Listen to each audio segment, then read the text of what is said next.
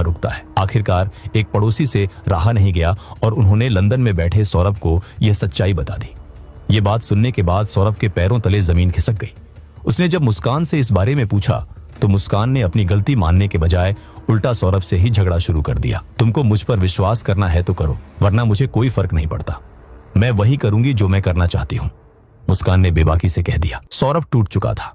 इसके बाद जब 2023 में सौरभ बीच में भारत आया था, तब भी उसने मुस्कान को समझाने की कोशिश की, लेकिन मुस्कान है कि सौरभ की बात ही नहीं सुन रही थी।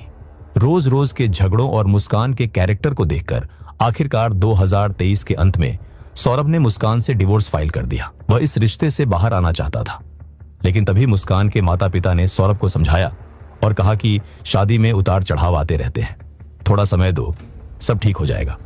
और पीहू के बारे में भी जरा सोचो। अपनी छोटी सी बच्ची पीहू का चेहरा देखकर सौरभ का दिल पिघल गया। एक पिता अपनी बच्ची को टूटते हुए घर में नहीं देख सकता था। उसने डिवोर्स की प्रक्रिया रोक दी और मुस्कान को एक और मौका देने का फैसला किया, लेकिन यह सौरभ की जिंदगी की सबसे बड़ी गलती थी। सौरभ के लंदन वापस जाते ही मुस्कान फिर से आजाद हो गई। साहिल का उसके घर आना जाना फिर से शुरू हो गया। दोनों का रिश्ता अब सिर्फ नशे तक सीमित नहीं था, बल्कि वो दोनों एक दूसरे के प्यार में पड़ चुके थे। साहिल अपनी जिंदगी में एक बहुत बड़े सदमे से गुजरा था, उसकी मां की मौत।